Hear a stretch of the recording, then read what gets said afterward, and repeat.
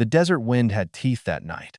It bit through Elias Ward's coat as he rode across the dry flats, dust swirling under a dying moon. He hadn't spoken to another soul in weeks. Silence had become his only companion until he heard a sound that didn't belong to the desert. A soft cry. He pulled on the reins, the horse snorted, and there by the edge of a dried-up creek lay a figure. Barefoot. Broken. A young Apache girl, half covered in sand and torn cloth. Her eyes fluttered open for just a moment, and she whispered words that hit him harder than the cold. No man ever stayed. I just wanted one to stay. Elias froze. He didn't know this girl, didn't know her anything, but something inside him, something long buried, refused to ride away. He lifted her into his arms, felt how light she was, and carried her toward the dim glow of his cabin light. The night closed in behind them, silent again, except for the echo of her voice, still trembling in his chest. That was the night everything changed, because for the first time in 10 years, Elias Ward decided to stay. If this story touched your heart, don't forget to subscribe to Wild West Love Stories, where every tale reminds us that even in the loneliest desert, someone still stays. Dawn crept in pale and cold. The wind had quieted, leaving behind only the crackle of the dying fire. Elias sat in the chair beside the cot, boots still on, hat resting on his knee. He hadn't slept. His eyes never left the girl. She stirred, a faint movement beneath the blanket. When her gaze met his, it was sharp and frightened, like a wild creature caught between running and surrender. Elias raised his hand slowly, his voice low, steady. "You're safe here," he said. "You're hurt, that's all." She looked around the cabin, the wooden walls, the tools, the smell of horses and smoke, then back at him. "Why?" she asked, her voice hoarse. Elias didn't answer right away. How could he? He didn't know the reason himself. Maybe because he'd once needed someone to stay, too. Maybe because those words she whispered in the dark had struck something he'd buried for years. He poured a small cup of water, held it out to her. She hesitated, then took it with both trembling hands. After a long silence, she whispered, "My name, Nayeli." Elias nodded once. "Elias," he said. For a moment, the world outside didn't exist, only the weak light between them, and the fragile sound of two people learning how to trust again. Days passed without many words between them. Elias rose early, worked the fences, fed the horses. The girl Nayeli moved quietly through the cabin, sweeping, tending the fire, washing what little there was to clean. She never asked to leave, and he never told her to stay. At first, the silence felt heavy, like the weight of a grave, but slowly, it changed. It became a kind of peace, a space where both could breathe without fear of breaking something fragile. One evening, as the sun dipped low over the mesa, Elias sat sharpening his knife on the porch. From the barn came the sound of a voice, soft, unsure, humming a tune that didn't belong to this desert. He froze, the rhythm of the blade halting mid-stroke. The melody floated through the air like smoke, trembling but alive. He remembered his late wife humming once, long ago. Before the fever took her, that memory had haunted him for years, like a wound that refused to heal. Yet now, the sound from the barn didn't hurt, it reached him. He walked toward the open door, careful not to startle her. Nayeli was brushing the mare, singing under her breath, unaware of him. Her face was calm, her voice clear despite the scars she carried inside. Elias watched from the shadow, his chest tightening with something unfamiliar. He realized he wasn't afraid of her presence. He was afraid of losing it. That night, after she had gone to sleep, he sat by the window, staring into the dark horizon. The desert wind whispered across the fields, and for the first time in years, Elias didn't hear loneliness in it. He heard a reason to stay. The night was colder than most. A storm had passed hours ago, leaving the land washed and quiet, the smell of wet earth lingering in the air. Elias sat by the fire, mending a saddle strap, while Nayeli sat near the door, her knees pulled close, watching the flames flicker across the wooden floor. She had been with him for weeks now. The rhythm of their days had settled into something almost steady, almost peaceful. But the silence that comforted him seemed to weigh heavier on her shoulders. Tonight, he could feel it pressing between them. Without looking up, she said softly, "You never asked who I was before that night." Elias didn't answer right away. He wasn't sure if she wanted him to. "I figured you'd tell me when you were ready," he said finally, his voice low, rough from disuse. Nayeli's eyes stayed on the fire. "My father was a hunter. My mother made blankets from sheep's wool. We lived by the river until the soldiers came." Her voice didn't tremble. It was too tired for that. "They took everything, burned everything. I ran with a white man who said he loved me. He promised to take me somewhere safe." Elias stopped mending. The fire cracked, the sound sharp against the quiet. "What happened?" he asked. She gave a small, bitter smile. "He left me halfway. Said I was a burden. I waited 2 days by the road before I realized he wasn't coming back." She looked up at him then, and for the first time, Elias saw the full weight of her years, too many for someone so young. He wanted to speak, to say something that might matter, but words felt clumsy in his mouth. Finally, he said, "You're here now. That's what counts." Nayeli gave a faint nod. "Here," she echoed, as if testing the word. Her eyes drifted toward the window where rain streaked the glass. "You've lost someone too," she said quietly. "I can see it in your eyes." Elias swallowed hard. "Long time ago. Do you still wait for her?" He didn't know how to answer that. Maybe he had been waiting for someone without realizing it. Someone to fill the silence, not with noise, but with life. The fire popped, sending a shower of sparks up the chimney. Between them, the air felt lighter, warmer somehow. Elias leaned back in his chair, staring into the flames. For the first time, her story didn't make him think of death. It made him think of staying. The wind changed that week. It carried voices from town, drifting up the ridge toward Elias's ranch. He heard them when he went for supplies. The slow hush of talk behind his back. The sudden silence when he entered the store. Rancher's got himself an Apache girl. One man muttered, when he thought Elias was out of earshot. "Can't say I'm surprised. He's been alone too long." Another laughed. "Guess grief makes a man reach for anything warm." Elias said nothing. He bought the feed, the salt, a bag of flour, and walked out. But the words followed him like dust clinging to his boots. The town of Dry Creek had long memories. They remembered his wife, Anna, the way she used to bring bread to the church, her laughter soft as wind chimes. When she died, folks pitied him. But pity had an expiration date. Now they looked at him with suspicion, like a man gone strange. By the time he rode home, the sky had darkened. Rain threatened, heavy and metallic in the air. He saw Nayeli outside, hanging wet clothes on the line. The wind lifted her hair, black and shining against the storm-gray sky. For a moment, she looked like she belonged to the land itself, untamed, unashamed. She turned, when she heard the horse, a faint smile touching her lips. "You were gone long," she said. "Town took its time," Elias answered, dismounting. He carried the feed inside, avoiding her eyes. She noticed anyway. "They said something," she murmured. Not a question, just quiet, knowing. Elias stopped, his jaw tightening. Doesn't matter what they say. But it did. He could feel the sting of it under his skin, the same way he'd once felt shame for not saving his wife, for being the man who outlived her. He poured coffee, set the pot on the table, but his hands wouldn't stay still. After a while, Nayeli said softly, "If it's trouble for you, I can leave." The words hit him harder than the gossip ever could. He looked up, meeting her eyes. They weren't pleading, they were protective.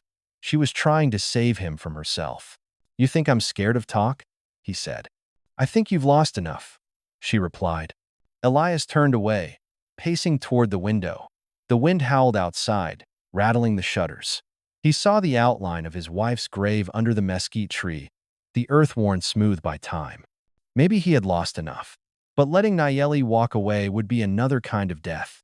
Quiet, slow, irreversible. He spoke without turning. "You came here half dead, Nayeli. You didn't ask for saving, and I didn't offer it. But if you walk out that door now, this place goes silent again. And I've had enough silence to last a lifetime." The room went still. She didn't move, didn't breathe. Then, slowly, she stepped closer, her voice barely more than a whisper. "Then I'll stay, until you tell me not to." Elias nodded once, his throat tight. Fair enough. Outside, thunder rolled across the hills. The first drops of rain hit the roof, heavy and steady. He felt her move past him, close enough for the scent of smoke and sage to linger in the air. She shut the window, and in that small, simple act, the house stopped feeling empty. Later that night, when the storm broke and the rain came hard, Elias sat by the fire, listening to it drum against the roof. Nayeli slept on the cot near the hearth, wrapped in a blanket he'd folded himself. He watched the flicker of light on her face, the gentle rise and fall of her breath. He wondered how many nights she'd slept waiting for someone who never came back. And he wondered when he'd stopped believing that staying could still mean something good. He didn't have the answer, but when the wind howled through the cracks, he whispered to the dark, almost to himself, "She's not leaving." The rain came without warning. At first, just a low rumble in the west. Then the sky split open and poured. Elias stood on the porch, watching the drops carve dark paths in the dust. For months, the land had been brittle-cracked like an old scar. Now, the earth was drinking greedily, and he could almost hear it sigh. Behind him, Nayeli rushed to bring in the blankets she'd left outside. The hem of her dress clung to her legs, her hair soaked, strands sticking to her cheeks. She laughed softly, half frustration, half wonder as she wrestled the wind. Elias went to help, but stopped halfway, watching. That laugh, it startled him more than thunder. He hadn't heard laughter in that cabin for 10 years. Not since Anna. The memory hit, quick and sharp. He forced himself to move, to step out into the rain. "You'll drown out there," he called. Nayeli turned, rainwater glistening on her face. "It's just water," she said, her voice light. "I've lived through worse." He grabbed the wet linens from her hands, and together they hurried back under the porch. The storm thickened, the world turning silver and wild. For a moment, they just stood there, catching their breath. Her shoulders shook with quiet laughter. "What's funny?" Elias asked. She looked up at him, her eyes dark and bright at once. You look angry at the rain." He almost smiled. "I'm not angry." "Yes, you are," she teased gently. "You think too much. You fight everything, even the sky." He wanted to deny it, but he couldn't. The words were too true. He'd spent a lifetime fighting what he couldn't change.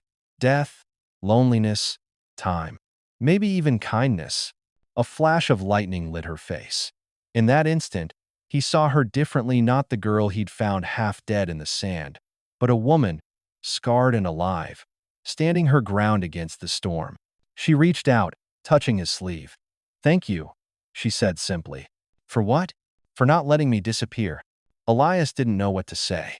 His throat felt tight, his chest heavy with something that wasn't pain but wasn't peace either. He looked out at the rain instead, pretending to study the sky. "You don't owe me thanks," he said. "I know," she whispered.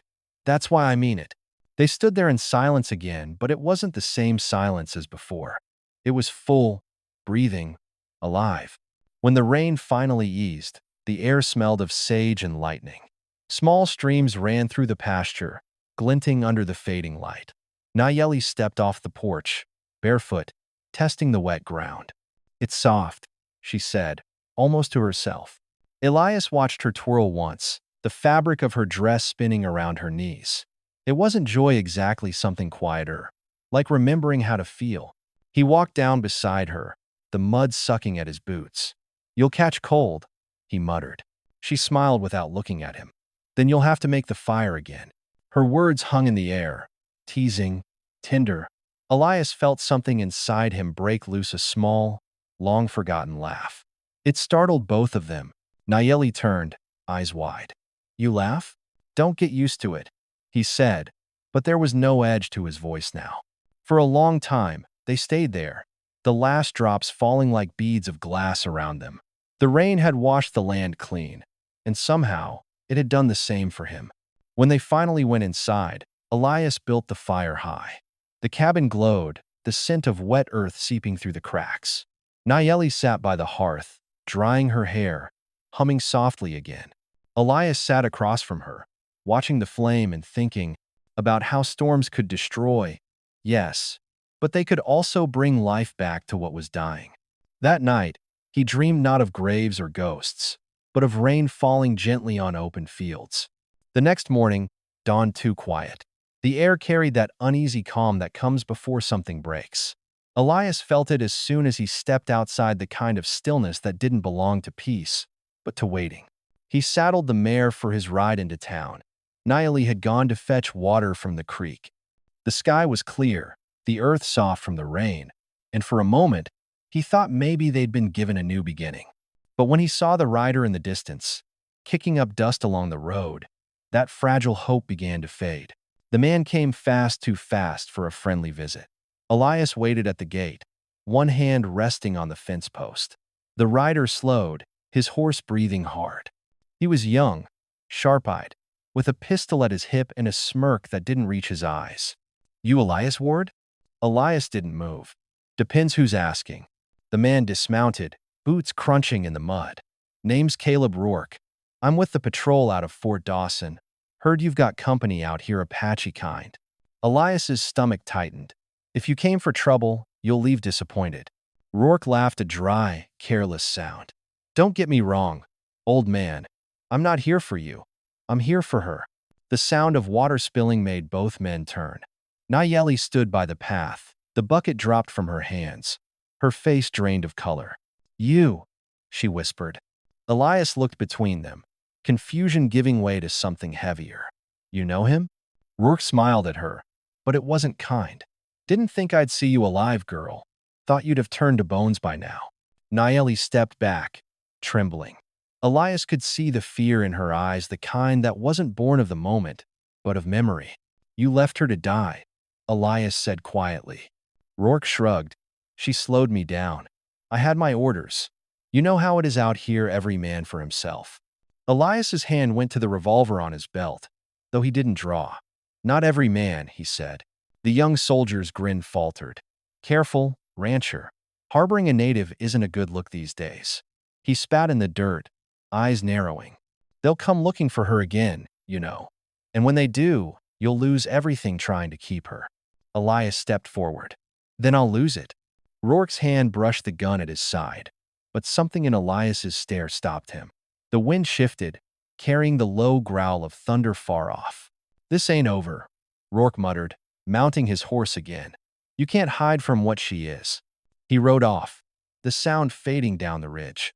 For a long time, Elias didn't speak. Nayeli stood still, her breath uneven, her hand shaking. When he finally turned to her, his voice was softer than the wind. "You don't have to tell me anything," he said. "Not until you're ready." Tears welled in her eyes, but she didn't cry. "He left me because I was nothing to him," she said. "Just something he could use and throw away. I thought I'd stopped hurting over it, until now." Elias looked away, his jaw tight. He wanted to say she wasn't nothing, but the words felt too small, too simple for what she deserved. So he said the only thing that mattered. "He's not coming back, and he's not taking you anywhere." That night, the storm came again, louder, wilder than before. The rain slammed against the roof. The wind howled through the cracks. Elias sat by the fire, watching Nayeli as she stared into the flames. Her hands were clasped together, knuckles white. He wanted to reach out, to touch her shoulder, to tell her she was safe, but he'd learned that safety wasn't something you could hand someone. It was something you built, one quiet night at a time. When the thunder rolled, she flinched, and he said softly, "He won't hurt you. Not while I'm here." She looked up, and for the first time that night, her eyes met his without fear. Outside, the rain kept falling, washing the past away in long silver threads. Inside, for the first time, Elias realized that he wasn't protecting her out of pity. He was protecting her because somewhere along the way, her pain had become his own. The knock came after sunset, 3 hard raps against the door, sharp enough to make the fire tremble. Elias rose slowly from his chair. He didn't need to look. He already knew. Outside, thunder was rolling across the hills, dragging the scent of rain with it. When he opened the door, 4 riders waited in the dusk, their coats heavy, rifles slung across their shoulders. Rourke sat at the front, that same cruel grin cutting through the half-light. "Told you I'd be back," he said. "Orders from Fort Dawson. The girl comes with us." Elias stood in the doorway, blocking the light behind him. She's not going anywhere. Rourke's smirk widened. You think you get to decide that? You're a rancher, old man. You fix fences. We make the law. Law? Elias repeated, his voice calm, quiet. You left her to die in the dirt. That's not law, that's cowardice. The men shifted in their saddles, uneasy. Rourke's grin thinned. Step aside. Elias didn't move. His hand rested near the revolver on his belt, not threatening, just ready. The air was heavy with rain, the kind that came down hard and unforgiving. Behind him, Nayeli appeared, pale in the firelight. She held the edge of the door, trembling, but her eyes were steady. You don't have to fight them, she whispered. Elias turned slightly. I'm not fighting, he said. I'm staying. Rourke laughed once, sharp and cold. Last chance. Then everything broke at once, the crack of thunder, the flash of lightning, the smell of gunpowder. Elias fired first. The shot hit the dirt near Rourke's horse, sending it rearing. The other men shouted, scattering into the rain. The storm roared to life as if the sky itself had chosen sides. Bullets struck the porch posts, splinters flying. Elias pushed Nayeli toward the floor. Stay down. She crawled to the hearth, covering her head. The door burst open again. A soldier lunged through. Elias swung the rifle butt hard, sending him sprawling into the mud. Another fired from outside, the bullet tearing through the window pane. Enough, Rourke shouted. His voice was lost in the wind. Elias stepped out into the rain, hat low, gun raised. You come for her again, he said, and I'll put you in the ground myself. For a long moment, no one moved. Then Rourke's horse bolted, kicking up mud as they turned back toward the ridge. The storm swallowed them whole. Elias stood there until the lightning faded, until the only sound left was the rain hitting his shoulders. When he finally turned, Nayeli was at the doorway, soaked, trembling, eyes wide. He dropped the gun into the mud. It's over, he said, though his voice was raw and uncertain. She ran to him then without hesitation, without words, and pressed her forehead against his chest. He felt her shaking, her tears hot against his shirt. His arms closed around her, not from duty, not from pity, but from something far older and truer. They stood that way for a long time, the rain pouring down like baptism.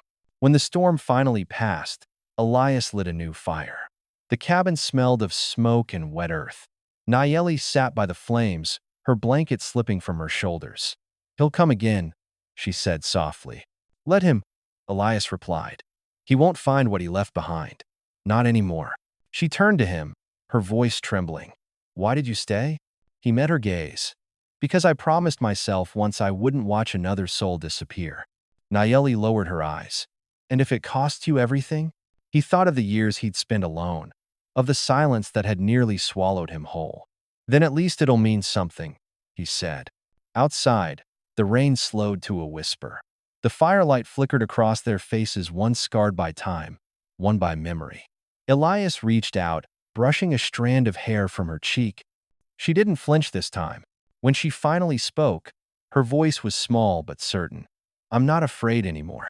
Elias smiled faintly, the first true smile she'd ever seen from him. Good, he said. Neither am I. The night went quiet again, but not empty. The desert wind no longer sounded like sorrow, it sounded like breath, like life finding its way back. And for the first time, neither of them feared the dawn. The storm left everything quiet.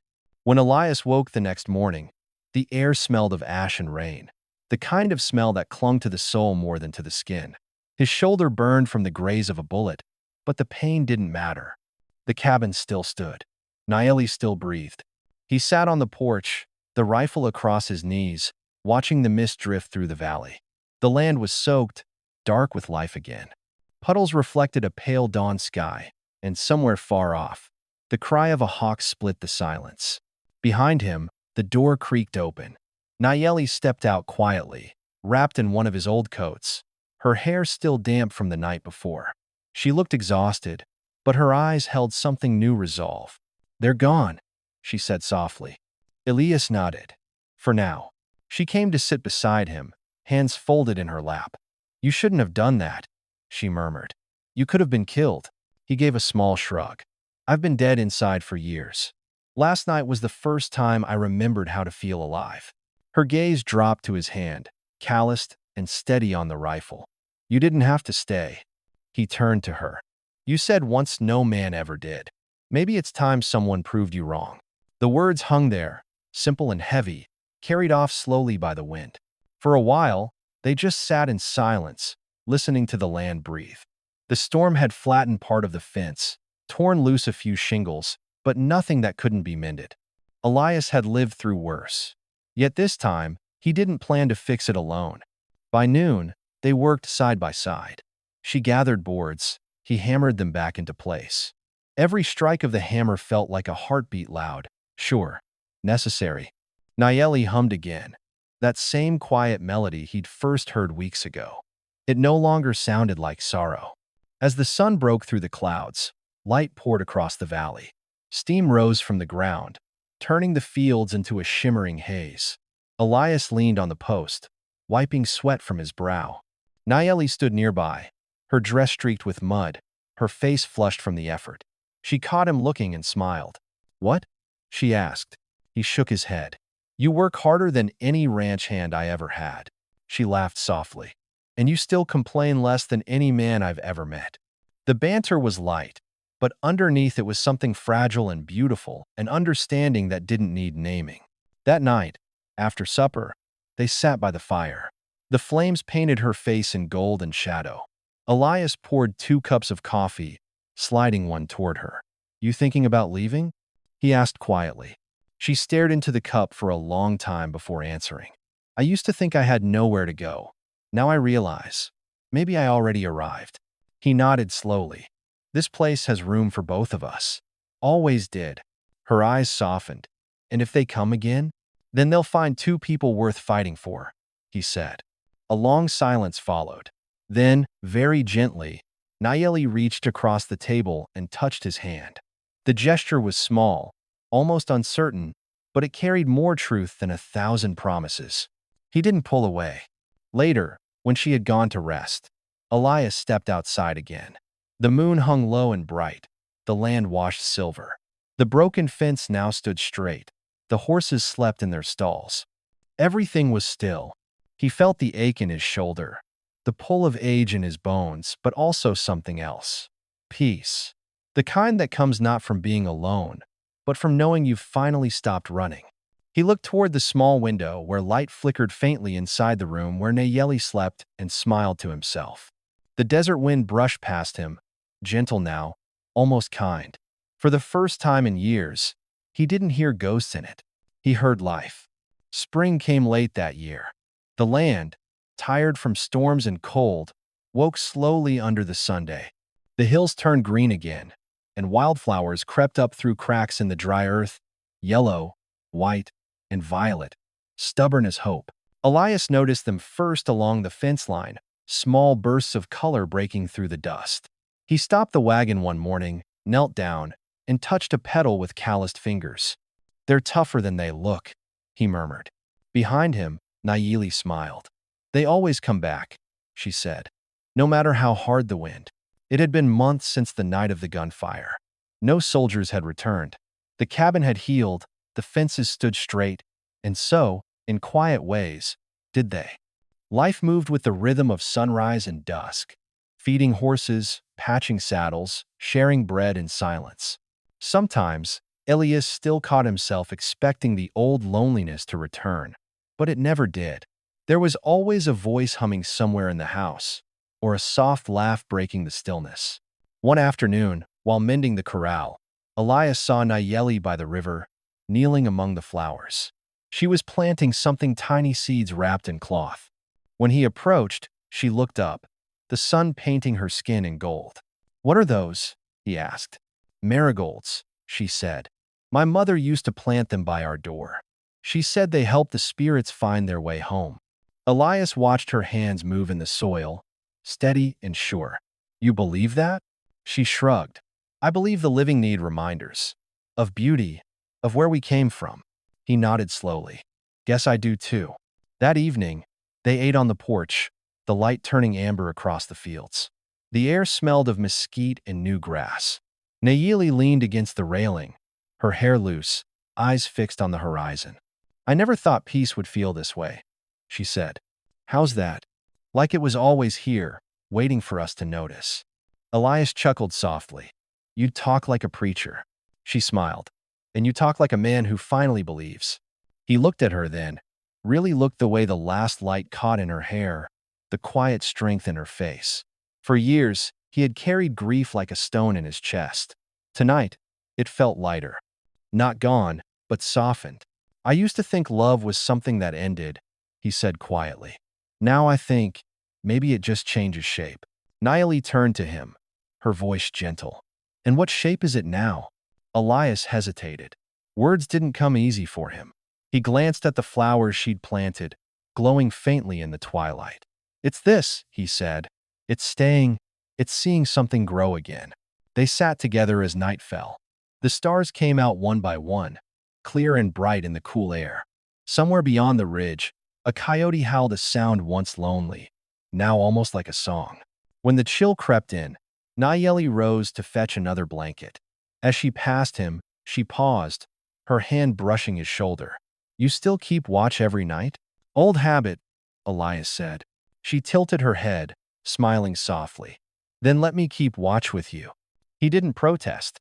They sat together until the fire burned low, the world reduced to the whisper of wind and the rustle of grass. Elias thought of the years that had gone before the graves, the silence, the long nights of empty rooms, and realized they no longer defined him. The man he'd been had finally found his rest in this quiet woman who refused to give up on life. When he finally spoke, his voice was low, steady, certain. "You were right about the flowers," he said. "They always come back." Nayeli looked up at him, her eyes reflecting the firelight. "And so do people, when they're loved enough." He reached out, took her hand, and held it not with the desperation of a man afraid to lose, but with the peace of someone who finally learned how to stay. The wind passed softly through the fields, carrying the scent of wild marigolds. For the first time in his life, Elias Ward didn't pray for tomorrow to come. He was already living it. The years passed softly, like dust settling after a long storm. Elias Ward grew older in the house he'd rebuilt with his own hands. His hair turned gray, his shoulders bent, but his eyes, those storm-colored eyes, still carried that quiet fire. The land around him thrived again. The wildflowers came back each spring, stronger and brighter, covering the hills like spilled gold. Every morning, he rose before dawn, the way he always had. But now, there was another cup on the table, another chair pulled close to the fire. Nayeli was still there, her hair streaked with silver now, her face lined not with sorrow, but with the marks of a life fully lived. Together, they worked slower, talked more, laughed easily. Sometimes, they sat on the porch for hours, saying nothing at all, because silence had become their oldest friend. On the first day of the new spring, Elias rode down to the meadow to check the fence line. He hadn't gone far when he stopped, struck by the sight before him, a sea of yellow and white blossoms stretching toward the horizon. The marigolds she had planted years ago had multiplied, spreading across the valley like a quiet miracle. He dismounted, bent down, and ran a hand over the flowers. The petals were warm under the sun, fragile but alive just like her. He smiled to himself, a faint, tired smile, and whispered, "You were right again, Nayeli." By the time he returned home, the light had softened. Nayeli was sitting by the fire, weaving a small blanket for the boy they'd taken in, a child from the neighboring farm who had no family left. His name was Tomas, but Elias sometimes called him the last wind, because he'd arrived with a storm and stayed after it passed. Tomas ran to greet him, clutching a wooden horse Elias had carved. "You're late," he said, grinning. Elias ruffled the boy's hair. "Fence didn't fix itself, kid." Nayeli looked up, her eyes shining. "He's got your stubbornness," she teased. "Or yours," Elias said, setting his hat on the peg. That night, after Tomas had gone to sleep, the fire burned low. Elias sat in his chair, watching the flames dance. The ache in his bones was stronger these days. He felt it in every breath, every step. But it didn't frighten him. He'd made peace with the ending long ago. He turned to Nayeli. She sat beside him, her hand resting lightly on his. Neither spoke for a long time. Then, softly, she said, "When you found me, I was ready to die." He looked at her, the lines of her face etched deep by firelight. "And when I found you," he said, "I started living again." A small, knowing smile curved her lips. "Funny how life works. You stayed. I told you I would. And if one of us has to go first?" she asked quietly. Elias reached for her hand, held it tightly. "Then the other stays. That's how we keep the promise." Outside, the wind moved through the marigolds, making them sway like waves. The scent of rain drifted through the open window. Nayeli leaned her head against his shoulder, and for a long while, neither moved. The fire crackled, the boy murmured in his sleep, and the night folded around them gently. When dawn came, it came softly. The sun rose over the ridge, spilling gold across the valley. Nayeli woke to the sound of birds and the warmth of light on her face. She turned toward Elias and found his hand still clasped in hers, warm, still, but unmoving. For a moment, she couldn't breathe. Then she smiled through the tears. "You stayed," she whispered. She buried him under the mesquite tree beside his wife's old grave, where the flowers grew thick and wild.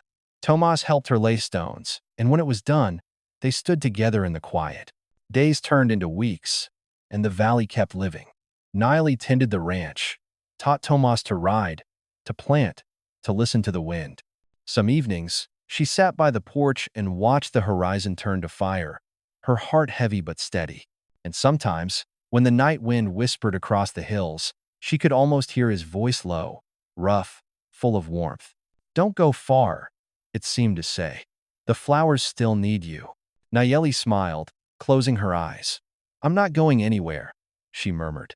The sky deepened to purple, the land glowing under the setting sunday.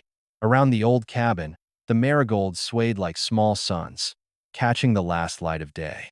The man who had once feared love had stayed, and the woman who had once begged for someone to stay had finally learned how to keep living.